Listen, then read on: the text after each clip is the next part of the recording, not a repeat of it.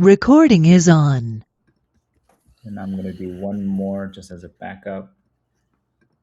Okay, we're good. All right, so I am here with Matt Balez and Johns. Yeah, so just thought about trying to kickstart the Bitcoin product community again. With the state of where AI is now, it's pretty empowering. And so I've just been noticing that Matt has been doing some really cool stuff, building out some Bitcoin integrated products with and using a ton of AI. And so yeah, we're just gonna do a chat, talk about vibe coding, why we like it, why we're doing it, and maybe some show and tell. So Matt, why don't you kind of just briefly introduce yourself? Of course. My name is Matt Balez.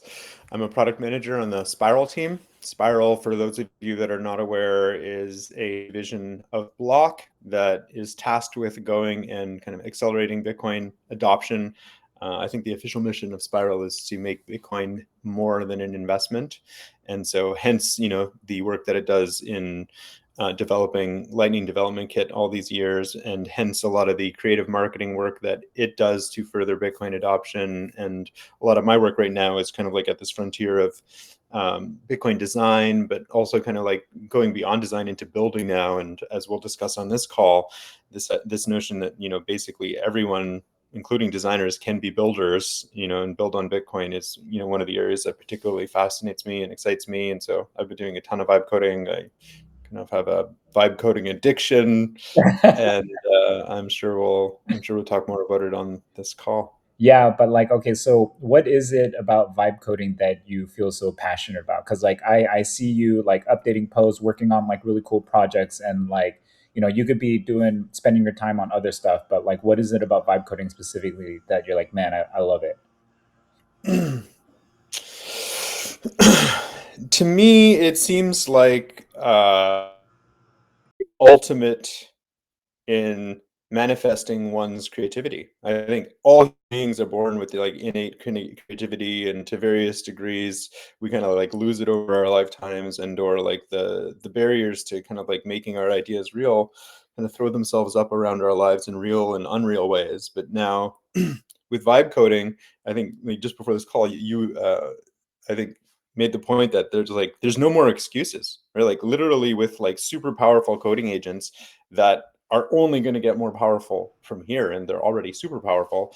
Like it's up to you. Like with nothing but English language, your ability to communicate and express your ideas, you can make them real. So like how empowering is that you can just like take any idea that you have and see it made real. And we're talking about kind of like software products here, and but the same is true with generative AI in general.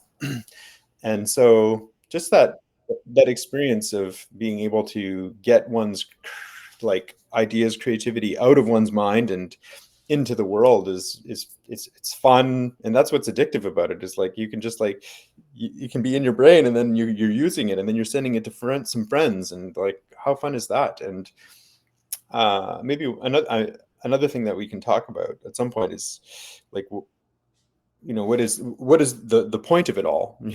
And I've noticed this with a lot of the apps that I built, and I build a lot of apps that use Bitcoin in some way, use AI in some way, and others that don't. Just kind of like fun ideas.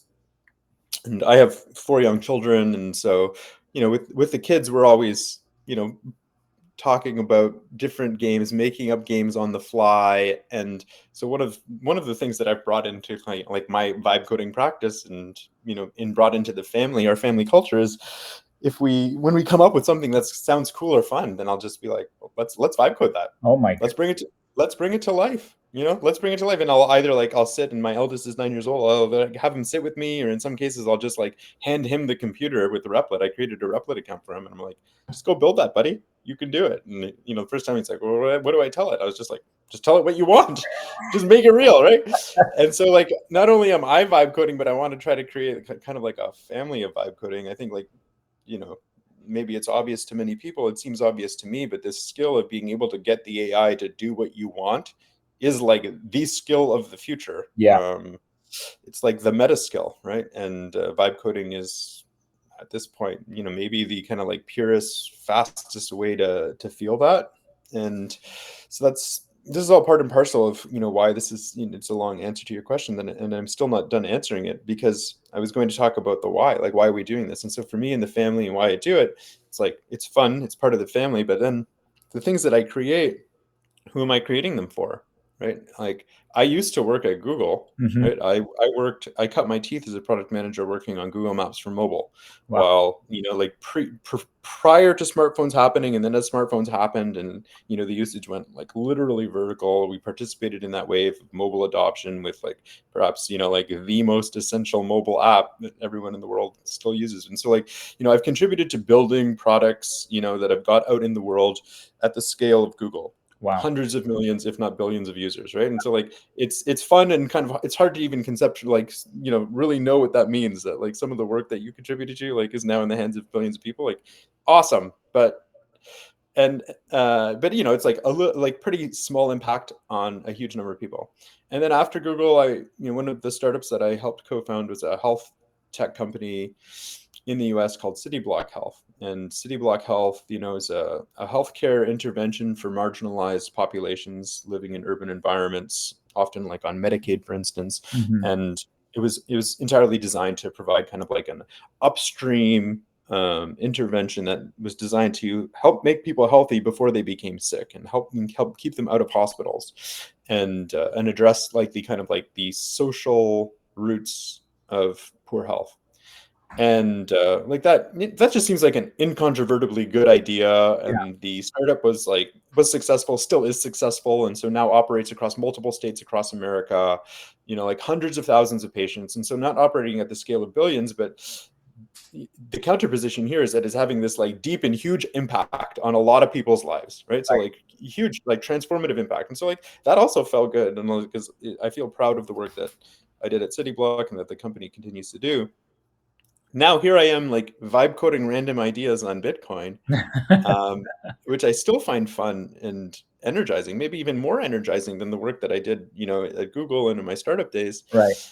Uh, Despite the fact that like my user base in many of the cases that the apps that I'm building is like my user base is like 10 people. Yeah. It's like it's my family and my in-laws, or like a handful of friends. Or in some cases I'm building an app literally just for myself, right? That's the start of every And good startup. yeah, but like I guess the point I'm making is that most startups have these ambitions to grow really big, Yeah. right? And because they're VC funded or like profit motive, or like for obvious reasons, if you have costs, you have employees, like it's like growth mindset. But like with vibe coding, this is what I'm wanting to point out is like it's a new moment where we can like build this throwaway software with no expectations, and just for the purpose of making it real. Right. And like I don't have any like so for instance, like a good example is like I built this like little word game. It's called Samely. And the idea is like every day there's a word, and the object of the game is to come up with as many synonyms as you can for that that word. And depending on how close a synonym it is, you get a different score. And so it's a simple mechanic, but it's a social game, and there's a leaderboard. So every day people participate, and you're kind of competing against other people. But right now, literally, and I haven't used it in a few days, but like right now it's just the family. It's just a family game. So the Yeah. people on the leaderboard are people that I recognize. It's my mother-in-law. It's my nephew. It's Yeah. my son. Yeah. And like my brother-in-law is playing against my son, and it's fun. Like that's fine with me. I have no ambition for the game growing beyond the family. And in fact, it would kind of ruin the game for me if that was the case. Yeah. Like what makes it special, the whole thing that makes it special, it's like it's the small fun idea that I made for us, and we're using it, and that is sufficient. And that's the specialness of it. And it's like, so my prediction for what vibe coding is going um to do is going to be just like this extremely long tail of apps that are created and come into the world, to address kind of like every possible little nook and cranny of what, we all think should exist. Right. And that's pretty fucking cool. Right. And so that's how I think of a lot of my vibe coding experiments is like, I have very low expectations for who might use it, but like, this is just an idea that I've had and thought should exist. And who knows, maybe one of my random ideas will blow up. But like I think that I know the probability of that is extremely low, and it's not necessarily my hope. But at minimum, what I am hoping to do with what I'm doing is put these small random fun ideas out into the world, and at minimum the people that do encounter them will hopefully like A, derive some joy from them, but B, the people that see me doing it will become inspired, right? So like my biggest hope, and the reason I consider this kind of like part of my day job and not just my hobby, Yeah. part of my day job at Spiral with, helping accelerate Bitcoin adoption, is that I do genuinely think that this can help light a spark among the developer community, not just Mhm. the existing developer community, but like this developer community that is still yet to come, and Yeah. to cotton on to the fact that Yeah. anyone can build anything now, including with Bitcoin. And so like that developer community that's still waiting to come online, but I can just feel like the pent up creative energy is just there and we need to unleash it. But like I want to help unlock that and inspire it. And someone else will, maybe create that big and great and awesome thing that does blow up. Or maybe not. Maybe we'll just kind of perpetually live in this world of like, thousands of random small things. I don't know. It's probably both of those things. Um, so I think I'm nearing the end of my answer now to your question about like why I find vibe coding so addictive. It's Yeah, no, just I about love it. I love it. And then John's is saying like, yeah, the home do-it-yourself craft culture comes to software, which totally, yeah, like vibe coding for families too. Like it's a Mhm, family-friendly activity. mhm, But I feel you, man. Like, I have like ideas that I've always wanted to see, like, oh, maybe I should try this or that, and and that's why I find vibe coding addictive for myself because it's like before I felt very restricted, very limited, and like I had these cool ideas, but I've never felt like I could do anything with it. But mhm, now it's kind of like there's really no excuse. I mean, I to be fair, I think there is like things that people have to learn about like technical architecture and like how like APIs work and all that stuff. But mhm. you just have to, if you put your head down and like even use ChatGPT to kind of explain concepts to you, there's a lot Ex- that you Exactly. can look up. Exactly. Right. You can just use, and I often did do this, particularly, and I haven't been doing it today, but just this week I've been building something that kind of exceeded the bounds of my knowledge. And so um, I've been using ChatGPT to help me think about how I should be prompting Replit. And that's maybe a common workflow, but to date, the things that I've built, I'm sufficiently confident in that I can just go direct to Replit. But like those two things, are a pretty powerful combination. Yeah. So yeah, you learn as you go, right? Like that's the other thing about this is, even if you don't know, like this is part of also what makes it so exhilarating is that you're learning by doing, right? And so like, yeah, maybe you've never used an API before, maybe you don't actually know what a database is, but like as you use this, you're like, oh, like this information needs to be saved somewhere. Oh, it gets saved in a database. What's the database? Like, oh, it's doing this thing called a database migration now because I made a change, and it's like, oh, what's a database migration? What's a data model? Like, you see, and like that's why I find it so kind of like fun to be reading the chain of thought of the agent as it's thinking. Mm-hmm. I guess that there's two reasons why I do it. One is mostly to monitor the agent to make sure it's not going off the rails and Right. doing like something crazy that I know to be kind of like wrong or at least suspicious that I could call it out. So I think it is important to watch what your agent is doing for that reason, but also it is like a learning exercise, right? Like as I watch the agent, in the English language descriptions of what it's doing, I'm learning, and I'm fairly technical, but I'm still learning stuff. And then I think that I think it's still an underexplored learning modality. Yeah. Like you could imagine, as the chain of thought is flying by, that it would be easier for you to just like see something and click on it to like spawn a learning thread about this. It's like, oh, what? John's got. See, I think John needs to hop off. Okay, see, John. Yeah, good luck with that website. Good luck with that website, man. I wonder what it's going to be. Um, um, and so anyway, like that's just another kind of like random idea is like I think we can imagine experiences that where the agent is teaching us via its doing, but even just kind of like reading it now in your own curiosity, you can follow threads on your own, and just even hearing the language and putting words into your brain is instructive, right? It's like, oh, and so like the latest thing I've been building, which maybe we'll talk about in a little bit, is something that's like on chain, and I've been learning about like like partially signed Bitcoin transactions. There's like a whole area that I have not Oh previously man. really explored, and Yeah. like and then like I'm getting into like to make it work. I'm learning about like custom derivation paths, and it's like this is just like a whole area that I haven't really delved into, and I'm not yet deeply knowledgeable about it, but I'm more knowledgeable than I was yesterday about it, and that's all owing just to the fact of me trying to like build this little idea that I had. It's like the world is so fucking amazing right now because of it, and it's funny because was it on maybe it's on LinkedIn or Facebook. I posted something.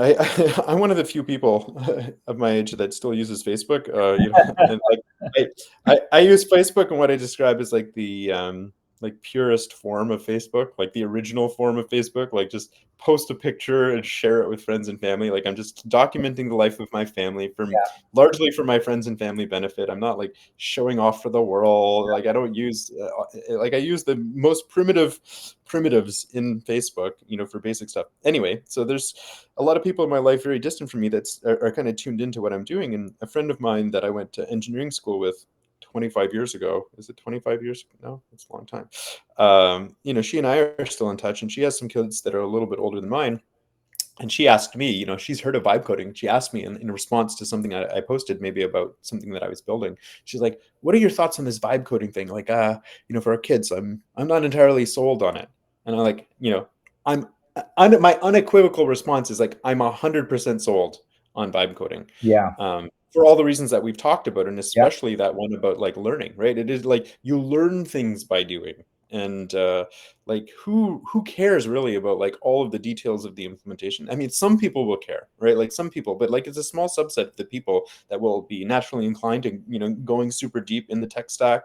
And so those people that are naturally inclined to do it are just going to do it. You can't stop them from doing it. That's the point.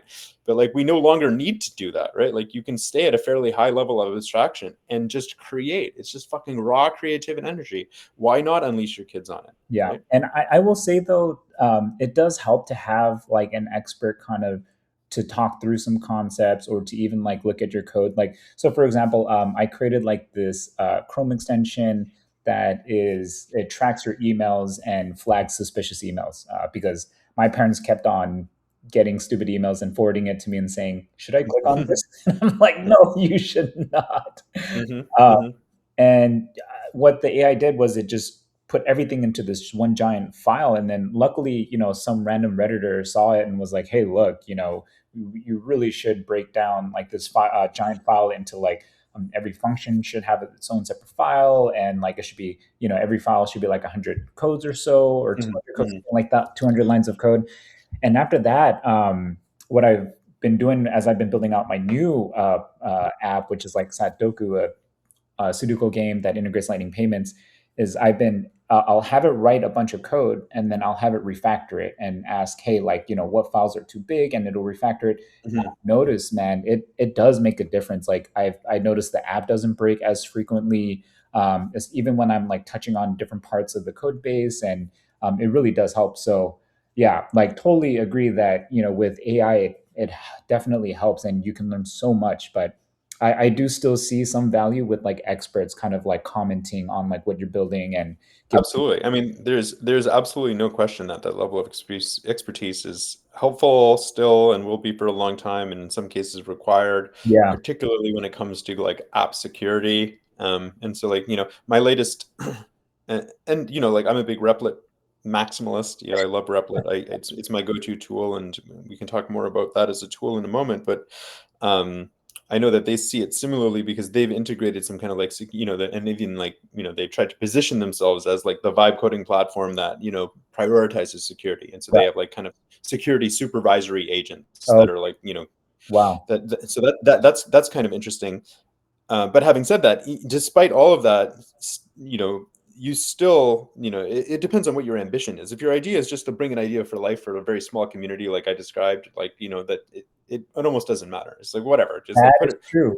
That's a put it out there, and there's not really any security concern. But the more recent idea that I've just started vibe coding this week, like I think it's something that is maybe more likely to be of wide interest that I may want to actually put out to the world, yeah, for real users. yeah. And it's actually having users like move some layer one Bitcoin, something like on-chain Bitcoin in a real way. And so like now the stakes are higher, right? If I'm going to put this out, to real users and it's going to move real amounts of Bitcoin, suddenly the stakes are higher. And now I'm mistrustful of my vibe coding and my coding agent. And Yes. so if I'm going to move that forward and, put it out publicly for real without the disclaimers that would otherwise be there, I would want, an expert security reviewer to look through the code to 100. correct the code. I obviously wouldn't just touch coding agents. And so, and I actually think that there's a business opportunity there for vibe coding platforms to enable, to make that easy, to create kind of like a marketplace for that expert review, right? Why can't I just go into Replit and hit one button?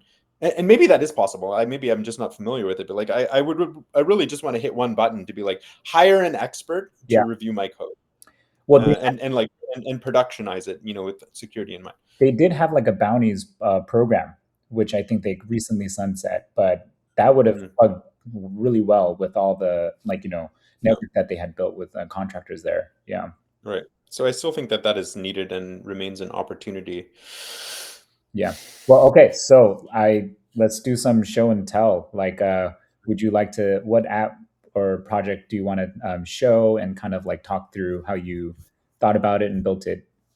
Sure. I'll start with one that's kind of like straightforward, and then I'll start with one and then you can go, and then maybe I'll show one that's a little bit more complex and speculative, something from this week. And this is the thing. It's like I'm building so much shit. Like I can literally take something off the shelf from this morning. In fact, like my coding agent is like it's coding like while we're talking right now. Wow. Like this stuff. I always have something cooking. And actually, I'm gonna take it. I'm just like a little sidebar for a moment again. Okay. Just to share more of my enthusiasm for Please vibe do coding.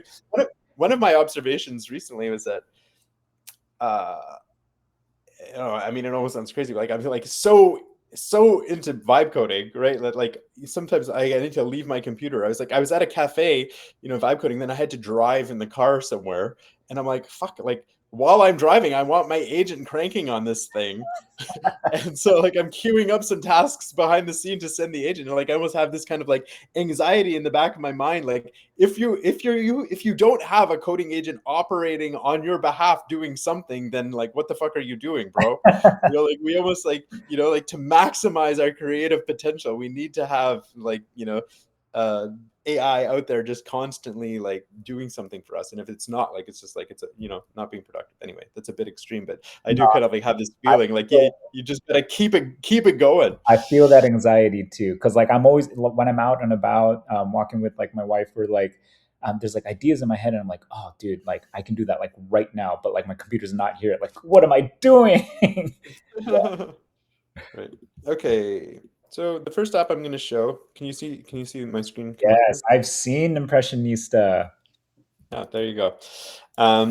So it's a fairly straightforward app. I'll walk through the user flow in a moment, but in the various things that I vibe coded over the past several months, I kind of think like almost like the canonical example of a Bitcoin app to bring to life, like the canonical one is a lightning gated generative AI something, right? Yeah. So like you come to an app, and then because generative AI costs some money, like a developer can't just like expend all of their own money. Like you can't build a scalable app where you're just spending your money for the user. And so like it almost has like that workflow of having the user coming and doing a Gen AI something has baked into it the need to extract some kind of money from the user. And already platforms solve this in some way with like monthly subscriptions, and but like it lends itself particularly well to this notion of a micropayment from a user. And like Bitcoin's pretty cool because you get an anonymous micropayment from the user and do like an anonymous generative AI call and give them something, right? So like to me that's the canonical thing to do, just to like prove the concept, bring something up, and then go from there. Right. And in various kind of like instances throughout my life, there's always some kind of like canonical example that is used. Like back in my days, I mentioned that I used to work on Google Maps, right? And we're doing a lot of like local search, and so for us, like the canonical example that we would use constantly to test local search in Google Maps was like the pizza query, right? So you just like do the pizza query, do like a search for pizza wherever you are, and see the results. And so like that's like the canonical local search example from Google Maps was the pizza query. And now in my vibe coding days, the canonical thing to build is a Bitcoin gated generative AI thing. And so I've done this a bunch, but I never really kind of pushed it all the way to like packaging it up into something nice that I would, be kind of like proud of. Yeah. And so a couple of weeks ago, I was like, let's like actually try to productionize something that is like what I would consider good, that I would like, that I'd feel proud to put out into the world. And I came up with this idea. It's very simple, called Impressionista. And the idea here is you can come to the site, and it's like it's going to generate an impressionist portrait for you. So it asks you for a who. So give me the name of a who. I'll give it to you. You can pick. Oh, yeah. Let's do. Ooh, I don't know. Like, can it be like it has to be someone famous? I imagine. Like, No, it can be generic character, like a grizzled old man, or a like middle-aged woman. It could okay. be anything. Uh, Let's go. why don't we do? Yeah, let's stick with Harry Potter. Harry Potter. Yeah. Who? Okay, so it's who, Harry Potter, and where is Harry Potter? Let's come up with something inventive. Where is Harry Potter going to be? He's in Madison Square Garden. Okay, and is he doing something in Madison Square Garden? We could add a little bit more context here. He is putting on a rocks show, a rock concert. Yeah. Fun. I won't put a human Bitcoin address here for now, but I'm just going to click the button, say generate portrait, and then next to it, it said that it's going to cost 250 Bitcoin, labeled with the Bitcoin B. So here's my QR code to make this payment. I'm going to open up Phoenix Wallet, which is my go-to. Scan the QR code. I hit the pay button, and you can see here it says, it's spinning and it says waiting for payment. And we'll talk a little bit more in a moment about how this built, but this has created a checkout from Money Development Kit, and so it's waiting for payment. Payment was just sent by Phoenix, and so in a moment, the payment should get picked up from MDK and should notify my app, and then it should proceed to the AI generation if everything works as expected. Okay, so there it went. Took a moment longer than I would have expected, but such is the nature of This is demos. my go-to wallet too. Like, I love it. There you Oh, go. dude, come on. So here we go. It made our impressionist painting of Harry Potter lighting it up in Madison Square Gardens. Even with it inserted its own banner, Harry Potter and the Hogwarts I hits. love that. Dude, And so now, so that's cool, right? Like I spent a small amount of Bitcoin, unlocked a little kind of fun little thing, but then I to level up the experience, I now have an additional button that says turn this into a video that's for wild. 1250 Bitcoin. So let me hit this. That'll generate another QR code. Well, I'm actually, calling. you know what? Why don't I pay for this one, Matt? Well, I just beat you to. I just beat you to it, brother. Got to be quicker on the trigger. Oh, dang. Okay. No problem. So I've just sent that, and this generation will take a couple minutes longer because generating video usually takes a minute or so. So here I have a little counter going. It says video generation typically takes 1 or 2 minutes, and so this was UX. decent UX. Yeah. And originally, when I built this, I was using the ChatGPT image generation backend, Okay. and then I had the idea to like augment it with the video, and then I tried using Sora video generation, and it either wasn't good or it wasn't possible for me in the API, or it was very limited. And so then I switched to using Google Flash or Nano Banana for the image generation. Oh, yeah. And so the image generation was suddenly like much faster and at least as good. And then now I'm using VO3 for the video generation. Is So VO3 is that leveraging Google's AI or which platform? VO3 is Google's AI generative AI video product, and it's exposed in their API. And so that's what I'm calling here. And so this uses like their state-of-the-art video generation model. In fact, even though I unprompted it will add a little bit of audio to the video. Love it.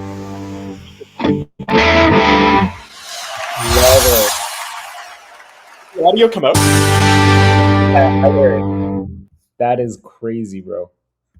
Yeah, so it's a pretty nice little experience, spend a small amount, get something, spend a little bit more, get something cooler, right? And so that's the product workflow, unlocking it with Bitcoin.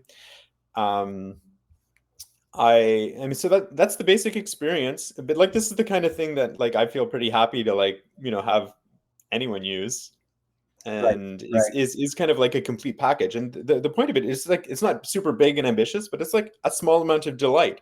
And like, so it's kind of proportional to the kind of the amount of value that you would expend on it, right? Like provide a small amount of value, get a small amount of delay. Like that seems like a fair exchange.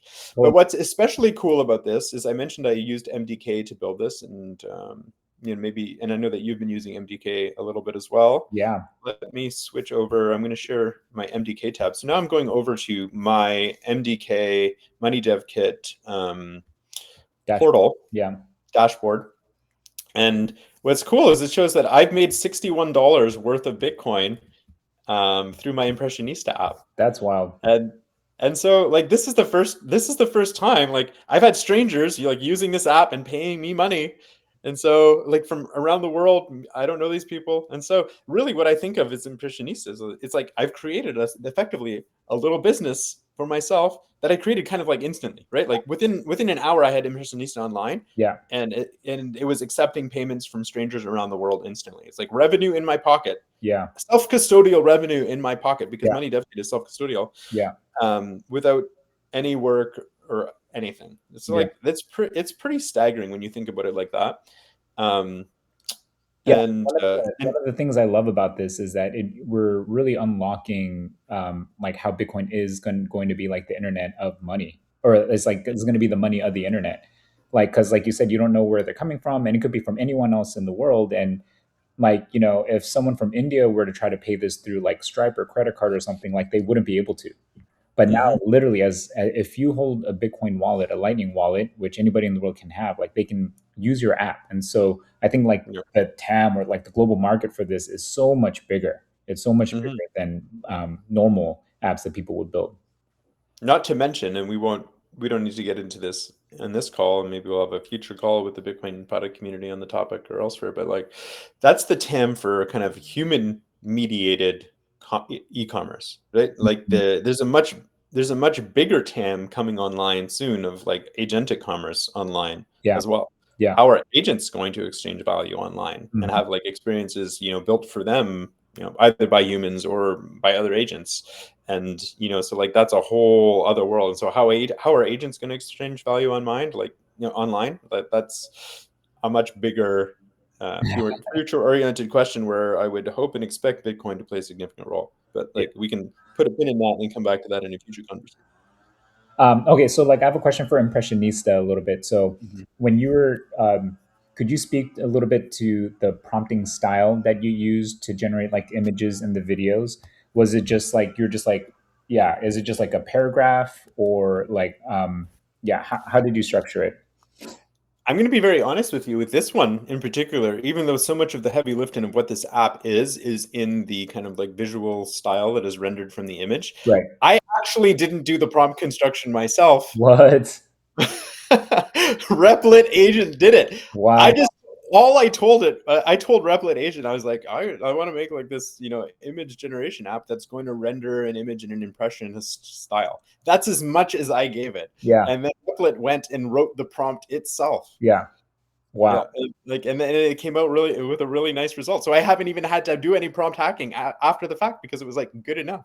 That's pretty. The only tweak that I did is like for the video generation, there was some, I noticed that it would start kind of like in an impressionist style, and then it would end more realistic. And so I just like I told Replit agent again, I was like, can you update the video generation prompt just to stress that it needs to remain in a stable impressionist style throughout? That's the one change that I made. But like this is like agents telling other agents what to do. Like it's just No, like it's really that impressive. is so interesting because I played around a lot with Sora 2, and I created like this mini anime series. And in the beginning, I was just yeah, doing like regular chat prompting, and then I ended up using ChatGPT to be like, hey, look, like the characters aren't consistent, like the video lengths aren't like as long as I want, it's not cutting at the right scenes at the right seconds. And so ChatGPT was like, hey, you got to use like a JSON format. And I was like, Yeah. what? And then Mhm. so I started using JSON format, and man, it made a huge difference in terms of like when the scenes cut, like who was speaking at what time, and all this stuff. And so, Mhm. um, Mhm. yeah, I am very impressed how AI. I do feel like AI would be best suited to talk to other AI agents agents to like create stuff. Yeah.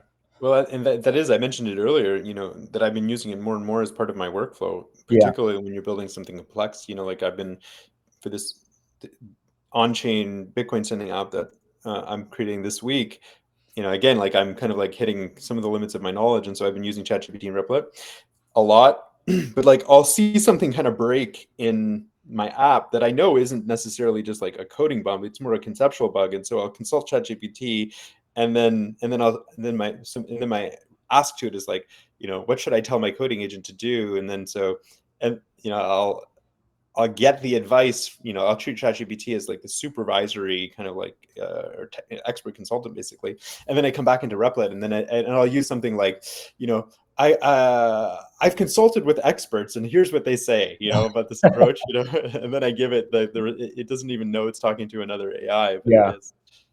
I love it. Well, okay. I've never used Replit. Like my tech stack is typically like Cursor to GitHub to Versal, but Yep. I don't know. Would you be open to sharing like your Replit and how you are setting it up, how you use it to code stuff?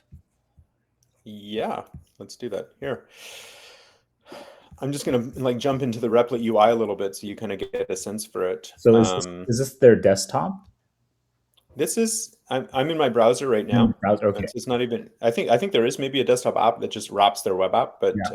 Replit is largely just like a web-based experience. And what you see up on screen is this app that I'm building called Lockbox, which again I'll talk more about that app product experience that I'm building in a moment. But Yeah. um, the just a quick tour of the Replit experience is on the left. You have your like kind of chat and prompting pane where I'm just telling Replit what to build, and then by default there's this preview pane here which is showing me like the current state of what the app renders like at the root. And then I can also like, go out to the console, and if I Mm, want to publish the app, there's a publishing tab, or I can like bring up the database tab. And so I can like inspect the database here as well. So it just puts everything right at your fingertips. And like this, but the workflow could not be easier, right? It's just like, make this, it's previewed in this pane right here. I don't like something, I just like talk to it right here. So it's like super wow. fast iteration and test. And then what makes it most magical is that like when I'm happy with this and like I want to put this out to the world, I hit one button, which is publish. Boom, it deploys to the world publicly, and it's done, like with the database, with everything. And so Like, but don't you need like a URL? So like, how do you tell it what URL to deploy to? Like, who hosts it? Yep. Well, Replit hosts it, right? So Ah, by default here, like, so weird. this app I called Bitcoin Lockbox, right? Yeah. So it gives you a public URL, bitcoinlockbox.replit.app. That's what you get by default. Love But it. then what's really cool is that if you have a custom domain, which I do, I bought this week, I bought Yeah. bitcoinlockbox.xyz, Yeah. then you can connect it as well. So, but the real beauty of a Replit is that it does the deployment and hosting all for you. It's all integrated in one package. And that's part and parcel because of what Replit was prior to this coding agent coming online. Yeah. Like Replit's been around for a decade, if not more. It's actually, I think, about a decade. Yeah. And for much of its history, prior to like the AI revolution, Replit's entire business and product experience was to create a cloud-based IDE that Mm, made it very easy for anyone to come and build something and deploy it. mm. That is the product experience that they were building prior to AI, and I think they were having like middling success. It was like pretty cool, but it took all the pain out of like configuring your own IDE, your own development environment locally. It put it all into the cloud. So build something easily, deploy it really easily. That was the product experience, which was cool. As it would turn out, like that was, just they like prime positioning to Yeah. just then drop a coding agent into to Mhm. create like the best possible user experience for a vibe coder, Yeah. right? What they did. That's what they did. Like, That's incredible. like the prime experience for a vibe coder, which is why the revenue has gone like truly hockey stick and like 10x this year. They've been at the forefront of like anticipating this revolution and now are benefiting from it. So Well, I okay. remain So Replit this, Max. yeah, absolutely, yeah, Replit Max is for sure. Okay, so my question about is, so do you have to pay a subscription? Is this usage based? Is it free? Like, yeah, what? How does Yeah. it work? Yeah, so I mean, I have their kind of, I think it's $25 a month plan called Replit Core, which is, very much worth it. I signed up like immediately within like 1 hour of trying the free experience, this spring. I was like, okay, definitely do Core, and then I was building stuff. But it is true that as you pretty quickly exceed the credits that you get for $25 a month, Yes. and So I'm regularly spending, I would say a small number of hundreds of dollars a month, like Yeah. building stuff. But Yeah. I'm building a lot of apps, Yeah. and my calculus is when I look back at something, and it will have ended up costing me $100 or $200 to build something, pretty complex. Like Impressionista was maybe not that complex. That didn't cost me $200 certainly to build, but like this Bitcoin lockbox idea that I'm bringing to life now, like this will end up costing me like probably a couple $100 to Yeah. build. But my calculus is, I step back and think like, how much would this have cost to get built? Like Yeah, that's true. 2 or 3 years ago. Like I would have had to hire a team of developers and Mhm. designers and like DevOps engineers, and like it would have been so much more expensive, like 100x that cost, like easily. And like so much more time. So it is a good trade-off in terms of like, like yes, I find Replit it's a little bit expensive in absolute terms, but if you're thinking of it in relative terms, it's like what a steal. No, it is, and like you made your money back on through Impressionista for the monthly subscription for 2 months. So Yeah, yeah, yeah, yeah, exactly. it's yeah, that's pretty cool. Okay, this was super helpful. I didn't have any insight into Replit, and this is one of the reasons why I wanted to just chat with you, is because I feel like the more people I talk to, I realize people have different tech stacks and people use different tools, and so Hmm. it's super helpful to see what you're using. Yeah. Yeah, yeah. I kind of feel like, honestly, I feel like Replit a little bit is like the baby tools. Like I'm using the easiest possible experience for myself.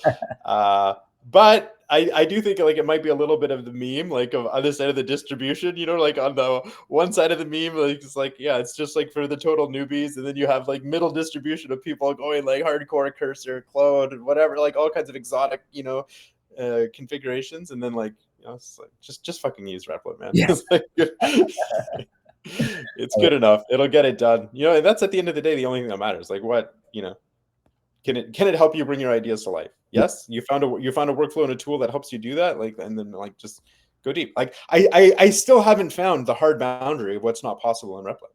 Like Really. every time every single idea I've tried to bring to life, I've succeeded at bringing to life. And Wow. so one of the things that I like to say about vibe coding, and like I may even like I'll probably like tweet something to this effect, like every time I vibe code, I blow my own mind in Yeah. some new way. I'm constantly blowing my own mind with what I can do Yeah. thanks to the coding agent. And I think that's like a cool psychology to bring to vibe coding, is to continue to like push out the frontier of what you think is possible and try it. You're like, I don't know, like a couple months ago, like I built my first Slack bot. I don't know the first thing about building a Slack bot. Like, how do you do that? I don't know. I literally didn't know. And just like I looked at the docs, I sent my agent a link to the docs, and I was like skimming the docs. I'm like, let's build a Slack bot. Yeah. And like I built a Slack bot in an afternoon. That worked. That sent Bitcoin between Slack users. I'm Wow. just like, holy shit! Like I every time I vibe code, I blow my own mind. I love it. Yeah. I mean, did you use MDK for that as well, or like a different tool? That one I built a couple months ago before NDK was released. So I was using Lexi, and so Lexi is it's a self-custodial mobile wallet that is very developer friendly. And unlike MDK, what's cool about Lexi is like I have a Lexi wallet on my phone, and like it's a really good wallet actually. Okay. That could arguably be like my daily driver mobile wallet if I wanted it to be. Like so, Yeah. it's a well-designed, super functional wallet. But then they also have an SDK. And so when and this is how I first started vibe coding Bitcoin things to life prior to MDK. I still think highly of both, but like with Lexi, basically what you would do is I would just tell my coding agent, let's use the Lexi SDK. And what Lexi does is they have a kind of a sidecar binary that you're meant to kind of like download onto your server. And so your app kind of like fires up the sidecar, and it talks to the sidecar, very simple API, and then that sidecar connects to your node. And so you provide it the credentials, your client credentials that connect to your node, and through the sidecar you authenticate to your node. And so anytime that you need an invoice generated in the app, you ask the sidecar to generate invoice, and then it comes. And so it's like similarly easy as MDK. There's just a little bit more work to be done around like telling your agent to like download the binary, run the binary, authenticate with the binary. And so that's one of the main benefits of MDK, at least currently, over Lexi, is that MDK just kind of abstracts all of that, and it's as simple as just pointing your coding agent to a JavaScript library to accept Bitcoin payments. And Yeah, so I mean, that's why MDK could not be easier really for vibe coding. it was super easy to integrate MDK. But yeah, why don't I kind of share a little bit what I've built right here? Mm-hmm. So this is called Sadoku, and yeah, it's basically, it's Sudoku for it's you're playing Sudoku and it integrates Lightning payments. So you have lives, and then like if you make a mistake, it'll you lose lives. But then if you want to keep playing, you pay with MDK. And so the Yep. thing here is that your checkout page looks a little different from my checkout page. Mm-hmm. And so I'm not exactly sure why that is. Maybe we actually had to code it, uh, but yeah. Yeah, I don't. My agent somehow generated a styled checkout page. I saw you mention that in Discord, and so maybe it's like maybe we handle the UI and then they just serve like the invoices and stuff like that. I don't know. Yeah. I'm not sure. I remain a little bit confused by that. It's not the first thing that I've been confused about while vibe coding. I love it. Okay, so I'm sending this payment. Oh, no, payment attempts exhausted. Let me try one more time. Let's see. You're trying to send from Phoenix? Yeah, it usually works. Usually it's pretty quick. Uh-oh. Well, Classic demo. yeah. Well, yeah, and then basically it updates your lives and gives you an extra life. And then another thing I've been doing is I built like this AI chatbot, and so this one is kind of like it coaches you Socratically on how to play Sudoku. And so, like if you say like, hey Howie, I'm stuck. I don't know what move to make next. Mm-hmm. So it I've created it's like a two call chat prompt. One handles the strategy, one does like the coaching. And the reason I split it up like that is because like reasoning like takes a lot of tokens, but like actual coaching and like just talking back and forth doesn't take up as much tokens, so it's a little bit cheaper. And Mm-hmm. so the strategy reasoning AI bot will feed the strategy to the coach, and so the coach can work off of that. And so when I'm talking to like the second AI chatbot, not like the strategy one. And That's cool. And the strategy one has awareness of the game state. it has both have awareness of the game state, because I realized I tried to do it where okay, the reason why I didn't want to put the game state in the second chatbot was because I thought it would leak the answer. And Mm. so but I But realized you can just be explicit in your prompt. Never leak answer. You will go to jail if you leak the answer. yeah. And so, I was in my prompt, I was like, never leak the answer. But, it's not like, chat prompting isn't like deterministic. Like it'll sometimes Yeah. have leaks and stuff. And Mm-hmm. what I've done is I've created like a little function in the back that says if the number gets returned, like reject it, don't show it to the user, and then prompt chat again saying, hey, you made a mistake, try again.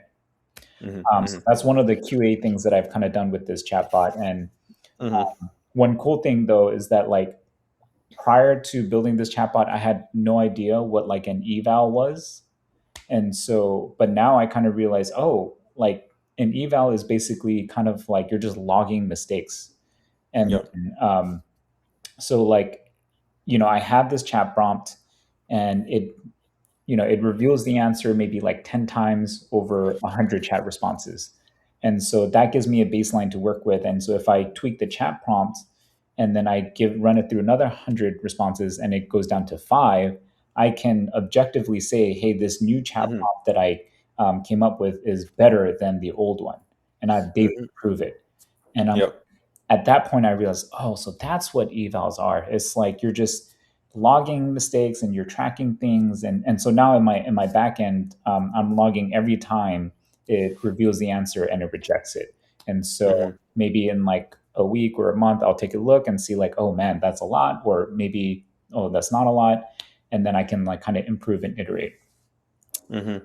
And the crazy thing for me is that there's no way I would have learned this. There's no way I would have figured any of this out if I didn't try. If I didn't try to Yeah, build this thing, and like I'm not. exactly. It comes down just it comes back to what we were talking about earlier with learning, right? Like you Yeah, just learn so much by building. yeah, and like I'm not a developer. I'm, I would say I'm really good at understanding technical concepts and architecture, but like this stuff, I don't know, I was just like really proud of myself, and I felt like super energized after I unlocked this concept, and I was like, wow, like that's very cool. Yeah. Cool. But yeah, this one, the chat bomb, obviously, it just reasons Socratically and guides you through different strategies to make sure you find the right answer. So yeah, that's basically how I. But the user doesn't need to pay for the expert guidance. Right now, it doesn't, but I'm going to maybe the first chat prompt is free, and then if they want to keep talking to it, like they'll pay like I don't know 100 sats or something. That's kind of what I'm thinking. Mm-hmm. Because you're right, like That's you can't just give these agentic services or products for free because you're going to run out of money quick. Yeah, yeah.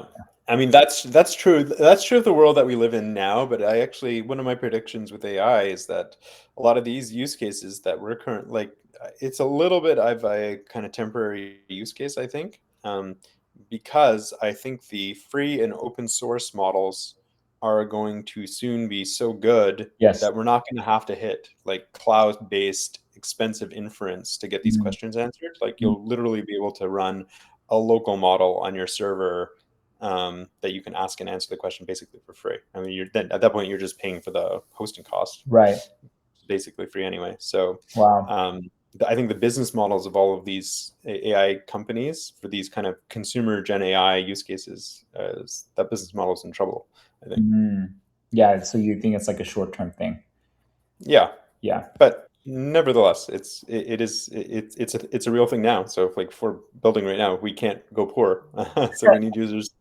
We need users to pay. For sure. Yeah. And just to kind of show people my tech stack, I'm using Cursor, and this is a lot busier than Replit. Um, I'm not. You're not presenting your screen right now, by the way. Oh, okay. Hold on. Thank you. Hey, Pavlinex. Pavlinex, a wild Pavlinex appears. Okay, so yeah, just to kind of show like my text app, this is Cursor. This is a desktop app that you download. It's a lot busier than the Replit interface that you were showing, but you can kind of Mhm, see files here. These are kind of mhm, like tabs, but I don't know. I kind of use it, kind of don't use it. This is the chat interface, and yeah, I don't know.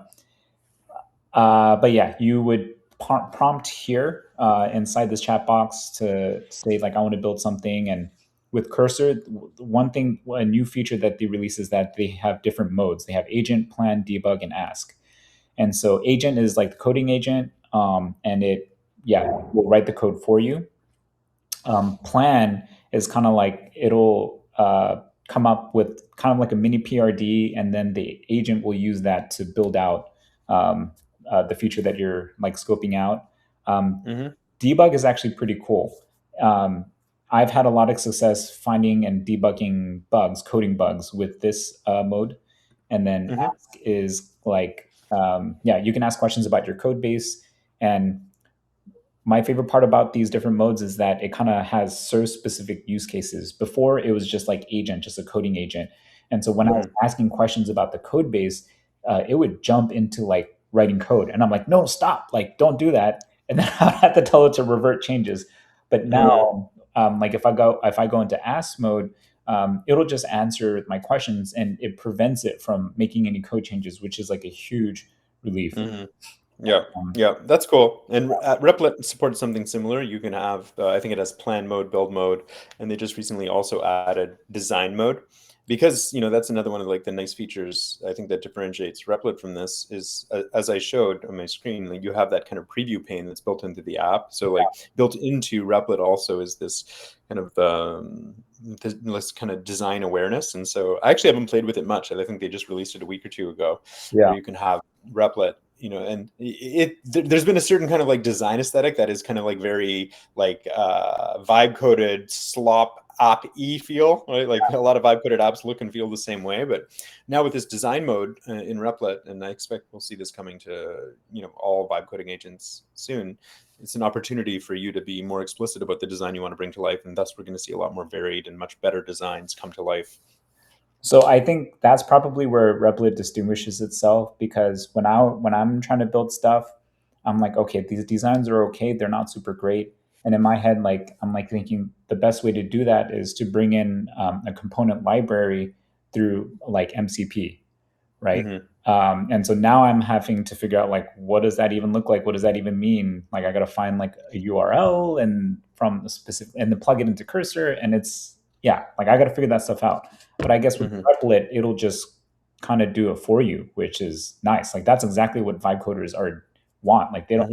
they don't want to spend the time to figure out like what is MCP, how do I connect like ShadCN to Cursor to build these UIs? Yeah, No, just like you just want to tell it like make it look nice. I'll often tell it like I just want a super minimal UI, like simple black text on white. That'll get the job done. It's clean, yeah, and it'll just implement something reasonable. And often what I'll do is I'll go and like for the little apps that I'm building is I'll generate a nice logo in ChatGPT or something, and I use that even in my initial prompt. I'll say like I'll say like here's we're creating this app. I'm going to call it X, Y, or Z. Here's a logo file to use, and even just giving it that will kind of imbue the design with some of the color choices from the logo, and suddenly like it comes out looking and feeling more packaged from the beginning, from the initial build, mm, which is pretty cool. And it's always been one of my little hacks in Replit, though I think it's becoming increasingly unnecessary. But there is something about imbuing the apps that we build as product and design oriented people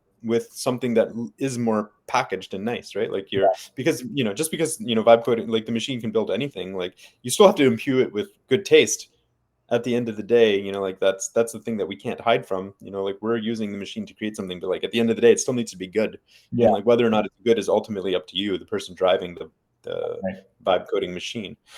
And so that's where I think product people and designers can really flex their muscles. Yeah. And yeah, sorry, just to close the loop on my tech stack is I do local development. I have to actually go into my browser and type in localhost 3000 for some, and then which is actually nice for Replit, like it's all in there immediately right away. Um, Mm-hmm. and then to get it deployment, I actually had to plug into Versal. So I had to connect. I had to create a GitHub account and then connect that GitHub account to Versal. And every time I push changes to GitHub, it will automatically get deployed to Versal. So for people out Mm-hmm. there who are want to know how to get something out, um, and costs like $20 a month for me right now with Cursor to build stuff. Versal's free if your GitHub is open source, and yeah, GitHub is Versal is free if your GitHub is open source, and GitHub is obviously free. Yep. So yeah, that's That's cool. another tech stack to kind of consider if you want to Mhm. push stuff out. Yep. I'll also make the point that Replit makes it trivially easy to connect your code to a GitHub repository as well. So as it's making changes, like you can have everything pushed to GitHub. And a feature that I didn't show in Replit that is really nice is that it has this notion of checkpoints. And so it's constantly, even if you haven't connected to GitHub, it's constantly using Git Yes. itself. Okay. And so you can roll back to a previous checkpoint very, very easily. And so that's part of my workflow often with the Replit coding agent is I'll try something and it goes awry, and then I just say fuck it, I just roll back to the previous state, and then like all of that change just disappears. And so that makes you as the vibe coder feel I think much more kind of like Safer. courageous, like Yeah. yeah, and safer. It's just like I'm gonna just try this and see what happens, and then let's like that was wrong, and then just step back. So that's part of the Replit vibe coding experience that I think is also very, very good. That actually makes a lot of sense. That's something that Cursor doesn't do. Like I have to give it an explicit command to commit changes for it to like leave a checkpoint, and so that's a Mhm. super nice feature for sure. Very Okay, nice. so it's been about an hour, Matt. Do you have any final thoughts before we kind of wrap up? No, I will just say that all of as I mentioned in some earlier comments, part of my like real agenda here beyond just fucking around and having fun, but part of my real agenda is to go and inspire a lot of other builders to go and do the kind of stuff that we've talked about today on this call, the kind of stuff that you're exploring to build new things at this frontier, and so I want to go and do more of that next year. And so like I've spent a lot of time this year kind of experimenting myself, but early next year I hope to kind of like constitute something of a little bit more of a kind of organized forum for builders to make this a thing, bring some people together, put some energy behind it, to gather people like us and to go and inspire people. So I think right now it's happening in a really cool and disaggregated way, which is the way of things. But I would love, and so expect to hear from me, and I would love to get kind of like your participation in this early next year as I'll formalize the thinking, put it down, put something out there. And so basically just kind of like more of this, but like let's level it up and let's take it to the world. Love it. That's the kind of like my big call to action for early 2026. Cool. Yeah, I'm super excited, and yeah, let's definitely collaborate. We'd love to talk more. Great. All right. Thanks for inviting me on the call. Fun to talk. I love talking about vibe coding. Could do this all day. We'll do it again, I'm sure. I even have one app that I've talked a little bit about, but I didn't get to talk all about more about. But we'll do that on another call maybe. But thanks for having me. Fun to chat. Cool. All right. I'm gonna go ahead and